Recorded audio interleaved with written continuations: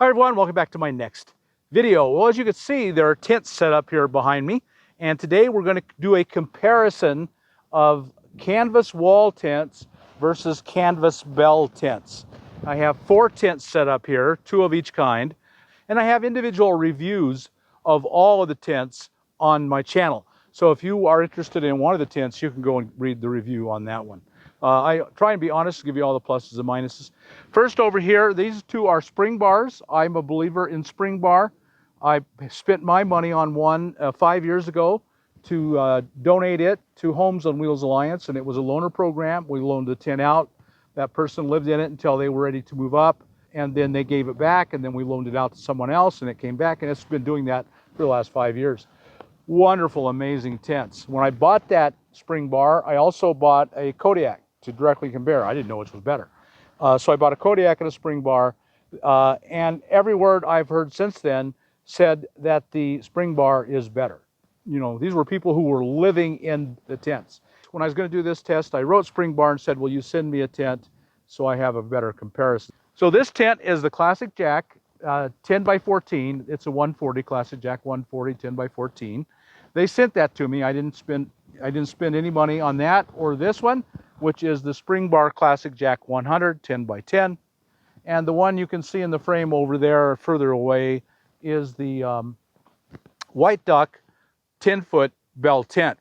And right up here, I have a review of the White Duck 10-foot bell tent. I love that tent. I still really love that tent. It has a lot of advantages. A 10-foot bell tent doesn't have a whole lot of room. After that review came out, then of the 10-footer, the White Duck wrote me and said, hey, would you like another tent to test? And I said, yes, please. I had them send me the 16.5, and I've got it set up over here. So I'm comparing these 4 tents. But really it's not, and I have an individual review on each tent. So today's video is a comparison. All 4 of these tents are good high quality canvas, but 2 of them are bell, meaning there looks like a teepee at the top and come down to walls, and the canvas wall tents, which means they have walls coming down on the side. This Springbar is a kind of unique design, which really is pretty cool.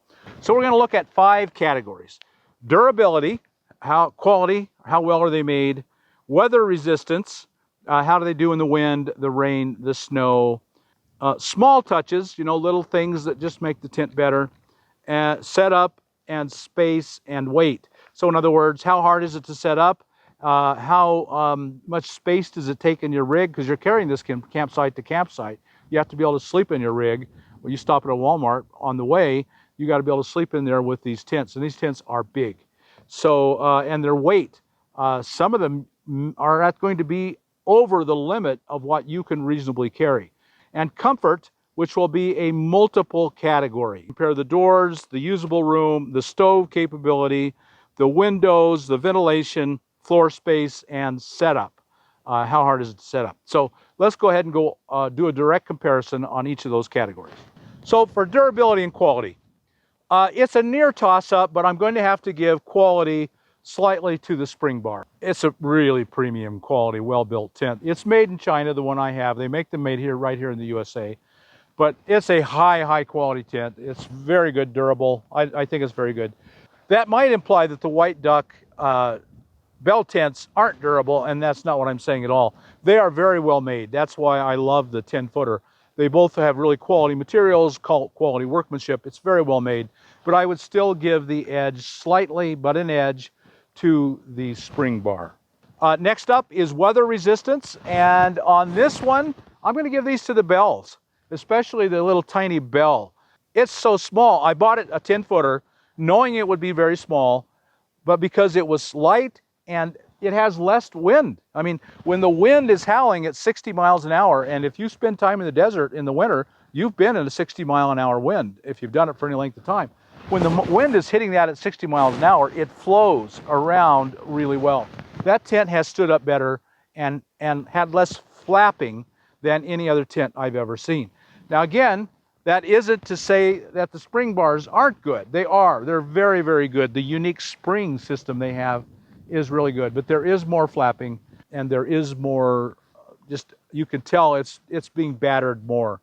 So for weather resistance, And then the same thing with rain and snow. The quality of the canvas is the same. They're all going to be waterproof, essentially. As far as snow, it's going to slide off a whole lot better. Water, rain, it's going to slide off a whole lot better. So for weather, if your only consideration is weather, one of the Bell tents is going to be better. Small touches, they're roughly the same. I would say that they both have everything you need. They're not one, I'm just going to call that a tie. They both have nice small touches.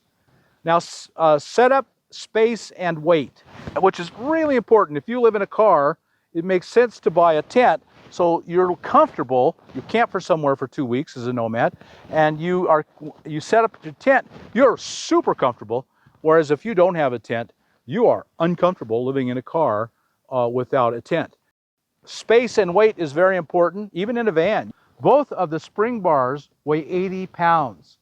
Now you could break that down and it gets an awful lot lighter when you break it down, but there's still a minimum of 50 pounds and they're very long. The 16.5-foot Bell is also 80 pounds. So those three are all very, very heavy.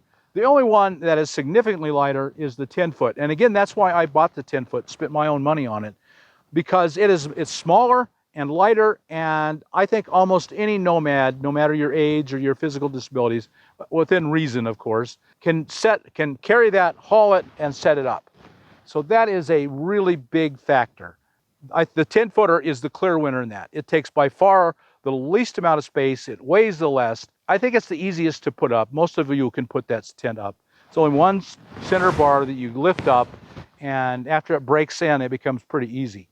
I'm giving that clear win to the 10-foot Bell because it's really good, that White Duck 10-foot Bell. Now we're going to talk about comfort. Overall comfort with the tent, and with that, the Springbar is a clear winner.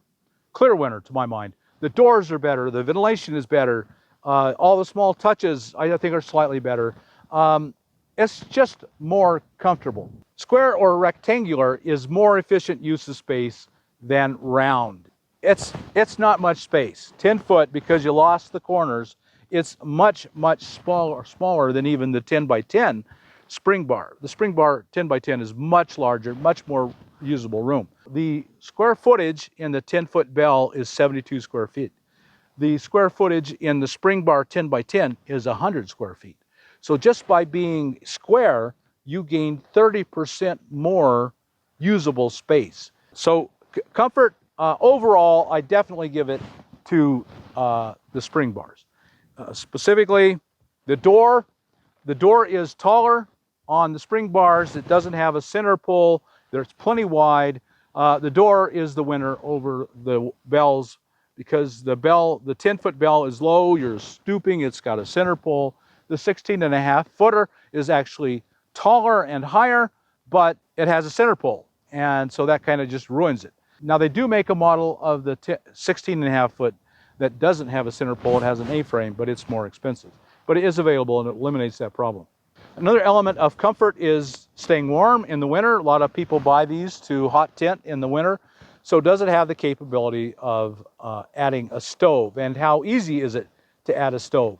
In this category, I'm going to have to give it to the Bell tents because both the 16.5 and the 10-foot have a stove jack that's ready to receive a stove, and it's easy to set it up. It's prepared for it. It's got a flap over it, so if you don't have the wood stove in, which you won't in the summer, probably, you can cover it up and it works really well. With the 10x10 Springbar, no stove jack at all. You'd have to cut a hole in the sidewalls through the fabric to put one in, and I would never do that. I think that would affect the structural integrity. The 10x14 does come with a stove jack, and that's good. However, the shape of the tent, being a wall tent, means you have to use 45s. You have to go a 45 to get out and a 45 to go straight up. It's going to cost you more. It's going to be a little more complicated. Even in that, the one that does have a stove jack, I still would give the win to the Bell tents. They're by far the easiest to get a stove into, and I think all their models are stove ready.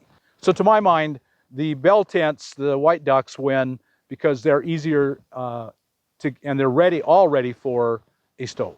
So now we're going to combine windows and ventilation. Here the Springbars just wipe out the bell tents. I mean, there's not even a possibility of a competition. The Springbar comes with big windows on both sides, and even the 10 by 10, which is smaller, of course, it has, this is the window. You're looking right now at the window, and it's huge. And on the other side is the door and another big window. So the ventilation in these tents is fantastic.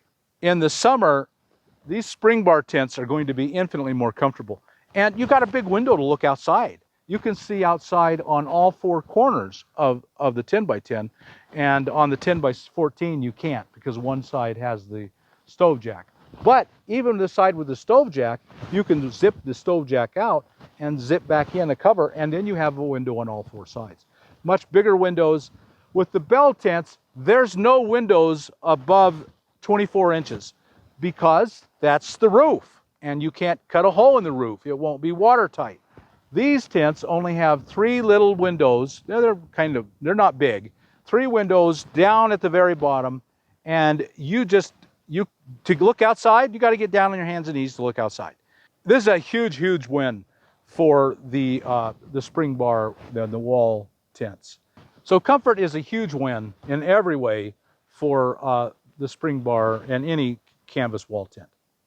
The last consideration is setup, and I'm going to call them a mixed bag.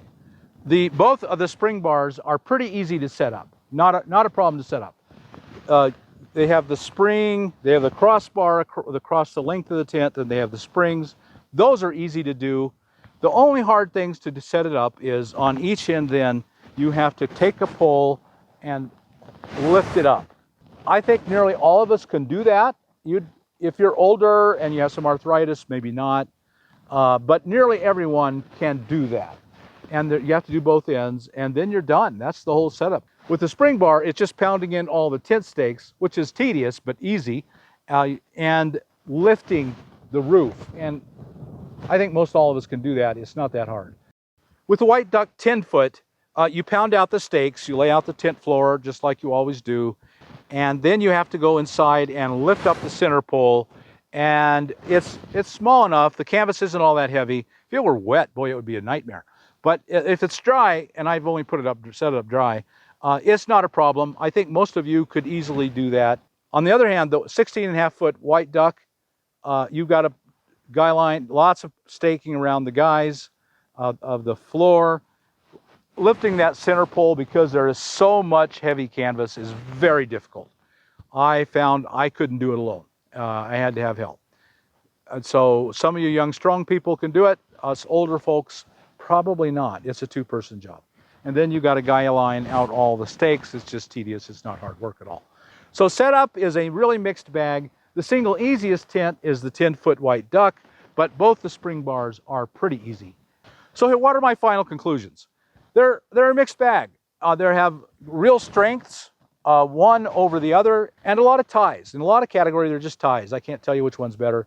In most categories, one slightly beats the other, and in a couple of categories, one just slaughters the other. And so you have to decide which category is most important to you. If comfort is more important than anything else, then the Springbars win. I mean, if you want a window and if you want good ventilation, don't even think about a bell tent. Go get a Springbar. But if wind, blowing down and flapping in the wind is your highest consideration, then the bell tents win because they have less surface area, especially the 10-foot. Now, of all of them, which is my favorite, I think the 10-foot White Duck. It's smaller, it's lighter, it's easier to set up than any of the others, I think. It's good and durable. It isn't as comfortable. It's going to be really hot in the summer, and you don't have any windows. You just don't have any windows. I can live with that.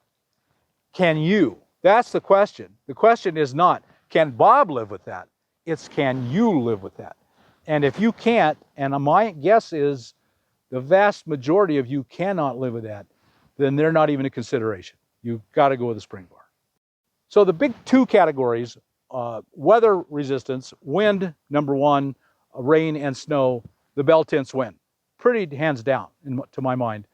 In the area of comfort, in almost every category, wall canvas tents just win, and the Springbar is one of the best.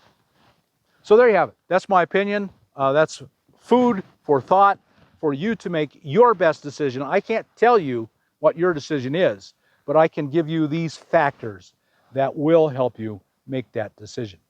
So there you have it. I hope that has been helpful to you, given you some good information to work with. If it has, like us on YouTube, subscribe to the channel, hit that thumbs up button, and we'll talk to you later. And remember, if you don't remember anything else I ever say, remember this: don't come to the end of your life and have regrets. Oh, I didn't really live. I didn't really do what I wanted. Don't let that happen to you. Make your best memories today. See you later.